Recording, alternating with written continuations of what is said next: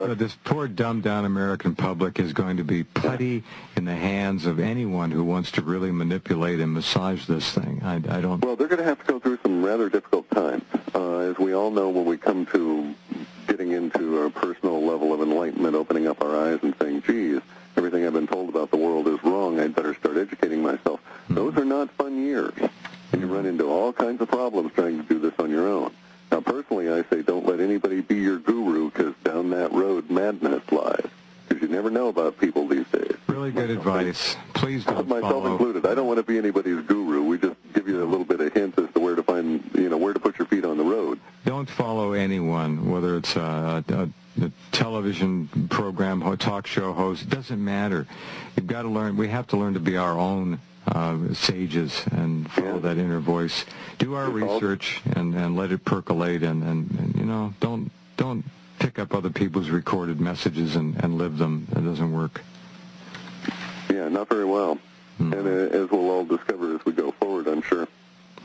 Well, 2012 looks to be the greatest show on earth coming soon to a... Can you imagine Hollywood? How many films are on the drawing board now? How many keyboards are probably... There's a real curious thing, though. Isn't it curious?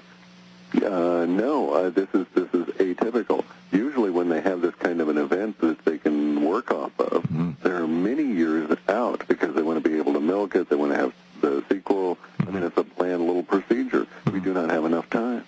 That's what's so funny. They apparently have been clamped down on putting out the word about this or speculating beyond certain levels. Really? And the mere fact that we don't have dozens and dozens and dozens of 2012 movies out there. Well, not yet. Itself, and even so, you can't get that many out in the 4 years that are remaining.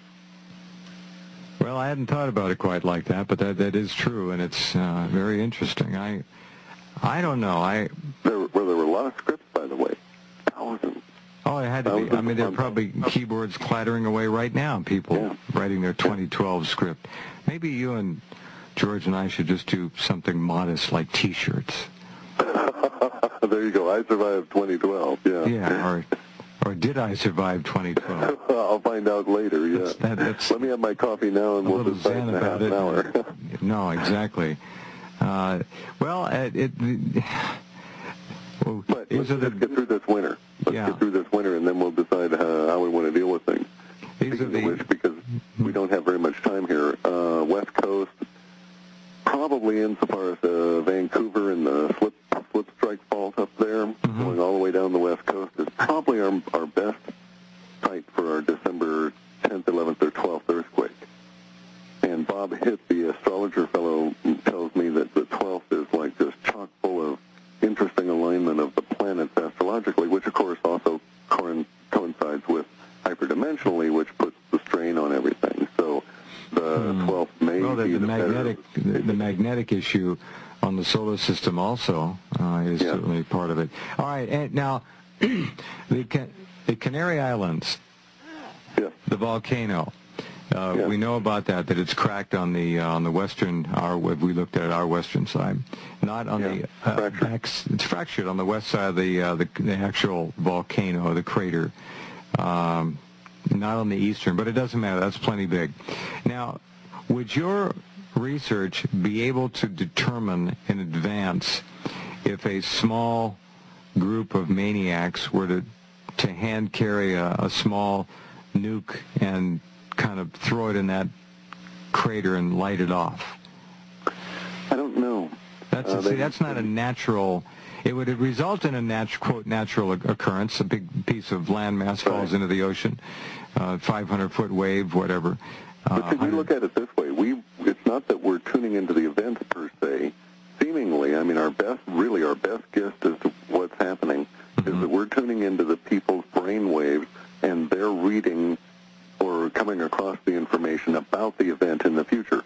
So it's as though we've got millions upon millions of people whose brains are slightly tuning into what they're going to be reading about the event or seeing on TV or whatever after it occurs, and we're picking up some of that language. So we're not getting the event per se, we're getting the language that appears after it. So if that were known sometime afterwards, we could probably pick it up. But if it was never known, for instance, that it was a bunch of lunatics that actually caused it, then we would have no way of knowing anything, nor would we necessarily show up any significant information in that direction. Make sense? Interesting. Yeah, it does. Yeah. Well, Clif, thank you, and talk to you on the 6th. I know you've got your food ready. Yeah, I'm certainly starting on it. I'm starting to scarf up pies like mad. Yes, Marionberry at the moment. That's good. Enjoy. Take care. Thanks a lot. Talk to you soon. Sure thing. Bye. HalfPastHuman.com is the website. Clif High is the guest. I'm Jeff Rense. Thank you for being here.